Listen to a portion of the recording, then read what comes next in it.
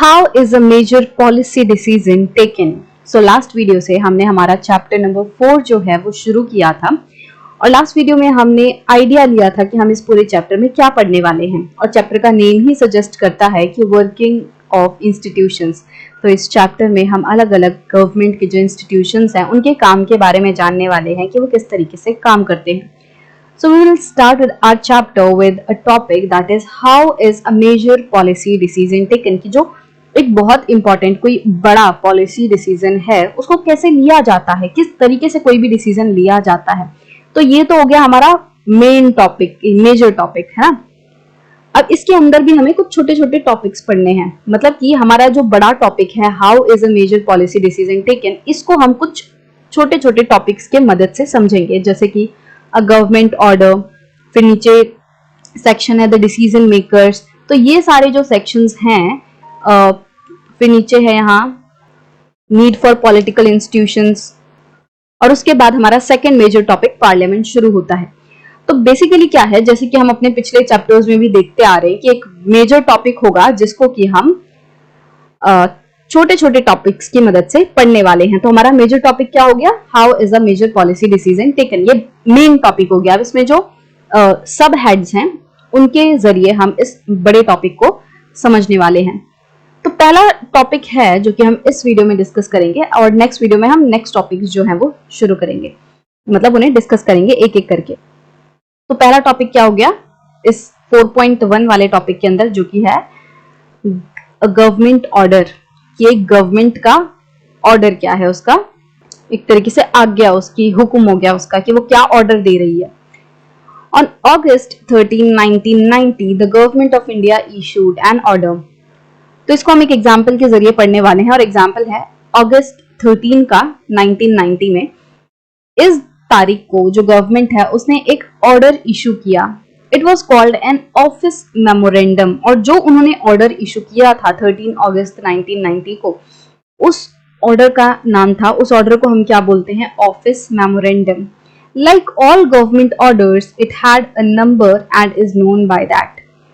मतलब कि इससे हमें क्या समझ आया कि जितने भी ऑफिस ऑर्डर्स होते हैं उनका अपना एक नंबर होता है। सो बाकी ऑफिस ऑर्डर्स की ही तरह ये वाला जो अगस्त 13 वाला ऑफिस ऑर्डर था इसका भी एक नंबर था, और इसको किस नंबर से जाना गया, OM number 36012/31/90 EST SCT। So basically ये जो है ये उस ऑर्डर का नंबर था।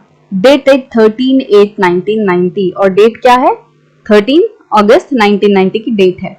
The Joint Secretary, an officer in the Department of Personnel and Training in the Ministry of Personnel, Public Grievances and Pensions, signed the order. तो एक joint secretary है। जॉइंट सेक्रेटरी एक ऑफिशियल पोजीशन है ना। ये जैसे IAS officer होते हैं, जैसे कोई भी पोजीशन होती है, वैसे ही जॉइंट सेक्रेटरी भी एक ऑफिसर की पोजीशन है।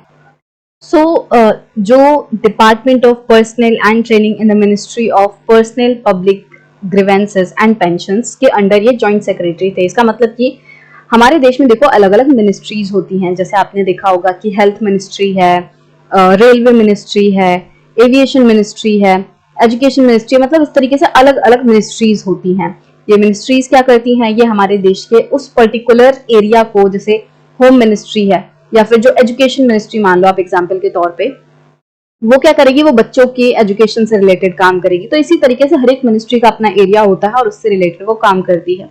तो इसी तरीके से ये एक मिनिस्ट्री है जिसका नाम है ministry of personnel public grievances and pensions. मतलब कि ये लोगों की जो दिक्कतें हैं, लोगों की जो शिकायतें हैं उनसे रिलेटेड, लोगों की पेंशंस जो है उनसे रिलेटेड, इन सारी चीजों से रिलेटेड ये मिनिस्ट्री काम करती है। अब हर एक मिनिस्ट्री के अंदर ना, जैसे मिनिस्ट्री है, सो इस मिनिस्ट्री के अंदर काफी सारे डिपार्टमेंट्स होते हैं, राइट। तो इसी तरीके से जो ministry of personnel public grievances and pensions है, इसके अंडर एक डिपार्टमेंट है जिसका नाम है department of personal and training.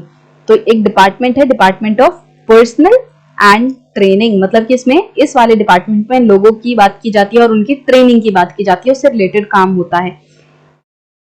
सो इस department of personal and training में एक ऑफिसर हैं जो कि हैं जॉइंट सेक्रेटरी की पोजीशन पे, एक जॉइंट सेक्रेटरी हैं। इन्होंने इस ऑर्डर को, ये जो 13 अगस्त वाला ऑर्डर है, उसको साइन किया है। कोई भी ऑर्डर होता है उसमें क्या होता है, ठप्पा लगाया जाता है जो उसको ऑर्डर को इश्यू कर रहा है, तो अथॉरिटी के लिए कि हाँ ये सही अथॉरिटी ने, सही पर्सन ने ऑर्डर इश्यू किया है, या फिर ये ऑर्डर वैलिड है, राइट है, सही ऑर्डर है, ऐसा नहीं कि किसी ने जाली ऑर्डर छाप दिया है। तो ये चीज इंश्योर करने के लिए स्टैंप लगाया जाता है, उस पर साइन किए जाते हैं। तो ये सारी चीजें उसकी रिलायबिलिटी को, उसकी मतलब ऑथेंटिसिटी के लिए ये सारी चीजें की जाती हैं। तो जो जॉइंट सेक्रेटरी हैं उन्होंने इस ऑर्डर को साइन किया था। It was quite short, बेयरली 1 page. अब जो ऑर्डर था वो थोड़ा छोटा ही था, बहुत ज्यादा बड़ा ऑर्डर नहीं था, लगभग एक ही पेज पे वो ऑर्डर था। It looked like any ordinary circular or notice that you may have seen in the school. अब आपके भी जैसे स्कूल में नोटिस होते हैं, कोई सर्कुलर निकलता है, या फिर जैसे एग्जाम आने वाले हैं तो उससे रिलेटेड नोटिस डाल दिया जाता है कि बच्चों को के जो एग्जाम है वो इस तारीख से शुरू होंगे, इस तारीख से उन्हें स्टडी लीव्स दी जाएंगी। इस तरीके से आपके स्कूल में भी नोटिस जो हैं वो लगाए जाते हैं। तो ये जो ऑर्डर है ये भी लगभग आपके किसी नॉर्मल सर्कुलर या नोटिस की तरह ही दिख रहा था। मतलब कोई खास स्पेशल ऐसा नहीं था कि एक्स्ट्रा ऑर्डिनरी उसमें सोना चढ़ा है, ऐसा कुछ नहीं था, नॉर्मल ऑर्डर था। The government issues hundreds of orders every day on different matters. अब इस तरीके के जो ऑर्डर हैं, ऐसे मतलब बहुत सारे ऑर्डर, लगभग 100 हर रोज जो गवर्नमेंट है, लगभग 100 या उससे भी ऊपर हर रोज इस तरीके के ऑर्डर्स जो है वो इशू करती है। But this one was very important and became a source of controversy for several years. But ये जो ऑर्डर था ये बहुत ही ज्यादा इम्पोर्टेंट था, और इस ऑर्डर की वजह से काफी सालों तक कंट्रोवर्सी चली, मतलब कि एक तरीके से लोगों के बीच में बहस होने लग गई, देश में विवाद छिड़ गया।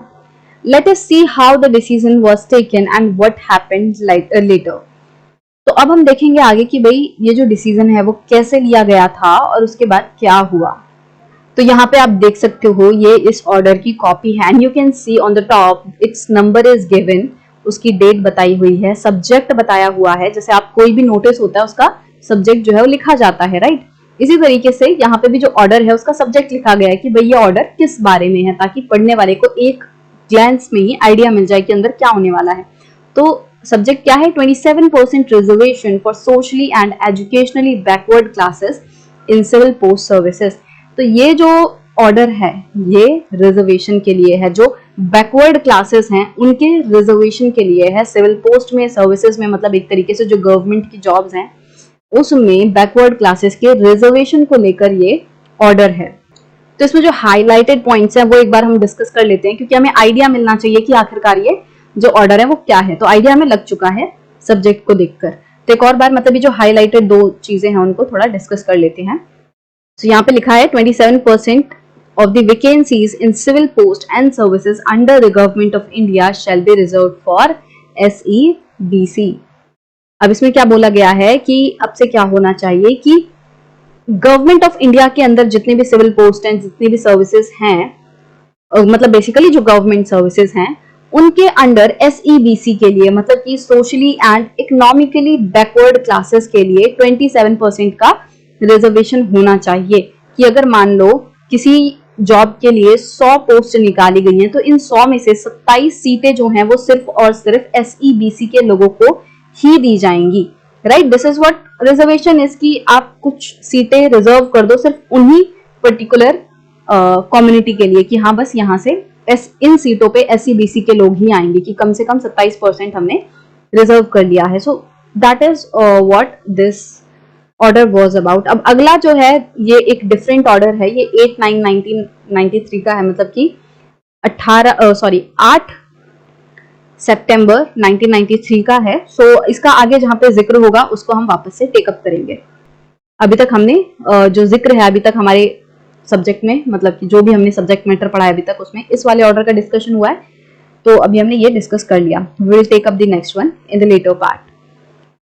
So, this order announced a major policy decision.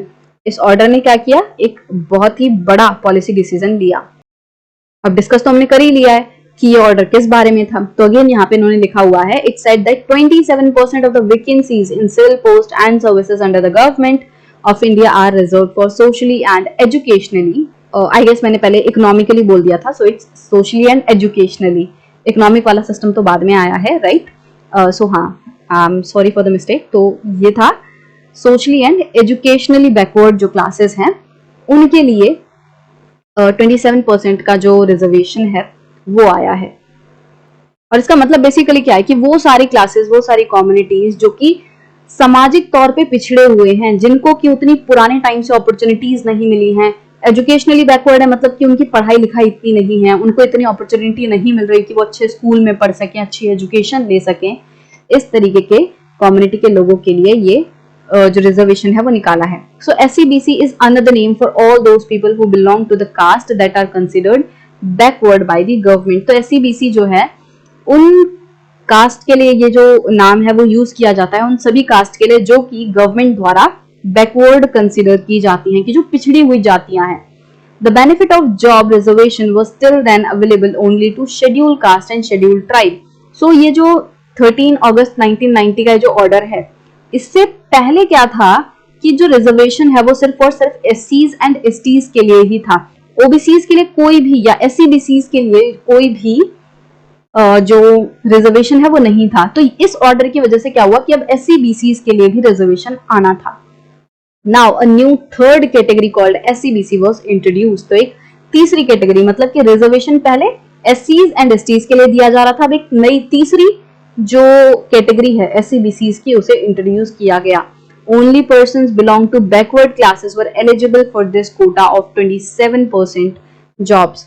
और जो लोग बैकवर्ड क्लासेस से बिलोंग करते थे, सिर्फ वही लोग इस 27% वाले कोटे के लिए एलिजिबल थे। अब कोई भी कोटा है तो वो उसी पर्सन के लिए होगा जिस कम्युनिटी के लिए वो दिया गया है।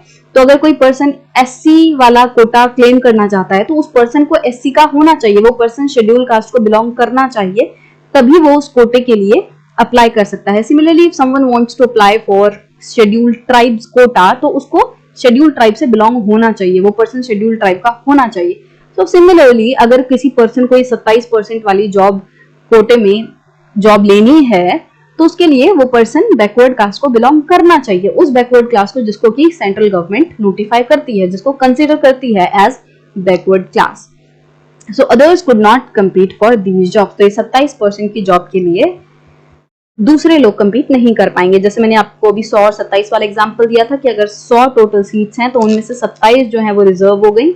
अब इन 27 पे सिर्फ और सिर्फ SCBC के लोग ही आएंगे और कोई इन सीट्स पे नहीं लाया जाएगा। बाकी जो 73 सीट्स बची, 73 सीट्स, अब इन पे जनरल SCs एंड STs वाले जो हैं वो फाइट करेंगे। अब इस 73 में भी, मतलब 100 में से मान लो ये सिस्टम कैसे चलेगा आपको पता ही है, वैसे तो आप सुनते रहते होंगे रिजर्वेशन के बारे में, but let me just give you an idea कि मान लो अगेन 100 सीट हैं, 100 में से 27 हमने किसके लिए रिजर्व कर दी? SCBC के लिए।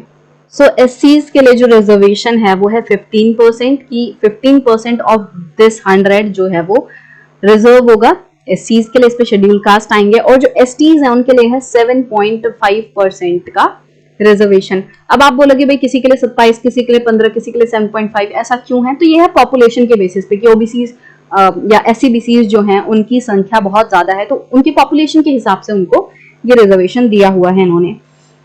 तो अब 27 पे, इन 27 पे सिर्फ और सिर्फ SCBC आएंगे, इन 15 पे सिर्फ और सिर्फ SCs आएंगे, मतलब कि you can not hire some other caste person, मतलब कि इस 15 में आप किसी SCBC के पर्सन को नहीं ला सकते और इस 15 में आप किसी ST के पर्सन को नहीं ला सकते, इसमें सिर्फ और सिर्फ SC का ही आएगा। सो सिमिलरली ऐसे ही 27 और 7.5% जो है SCBC एंड STs के लिए, तो वो सबका अपना अपना है कि इस 15% में सिर्फ SCs आएंगे एंड इस 7.5% में सिर्फ और सिर्फ STs के लोग ही हायर होंगे। बाकी जो सीटें हैं उन पे जनरल जो हैं वो लड़ेंगे। जनरल मतलब अनरिजर्व जो कास्ट है या जो ऐसे लोग हैं जिनकी सिचुएशन बेटर है, राइट? अब ये जो रिजर्वेशन वाला सिस्टम है ये बहुत ही कॉम्प्लिकेटेड है, मतलब अभी इकोनॉमिक जो वीकर सेक्शन है वो वाला कोटा भी है एक, और OBCs में क्रीमिलेयर, नॉन क्रीमिलेयर वो वाला सिस्टम भी है। तो ये जो मैंने अभी आपको डिस्कस कराया ये सिर्फ और सिर्फ एक आइडिया के लिए कि हाँ किस तरीके से सीटें जो हैं वो रिजर्व की जाती हैं और उन सीटों में कोई भी दूसरी कास्ट का पर्सन हायर नहीं होगा। तो बाकी जितनी भी सीटें बची 27, 15 और 7.5 को छोड़ के जो 50.5 सीटें बची, जो 50.5% ऑफ द सीट्स बची, वो जो है वो फिर बाकी दूसरे कास्ट को जाएंगी। सो इस तरीके से रिजर्वेशन है। अब इस वीडियो में हमने एक ऑर्डर के बारे में पढ़ा कि वो ऑर्डर क्या था, बट हमें क्या जानना है कि भाई इस ऑर्डर को किसने इशू किया, कौन था वो पर्सन जिसने ये डिसाइड किया कि इस तरीके का रिजर्वेशन आना चाहिए। तो ये सारी चीजें अब हम नेक्स्ट वीडियो में समझेंगे कि भाई ये डिसीजन मेकर्स कौन है, who decided that such kind of reservation should be introduced.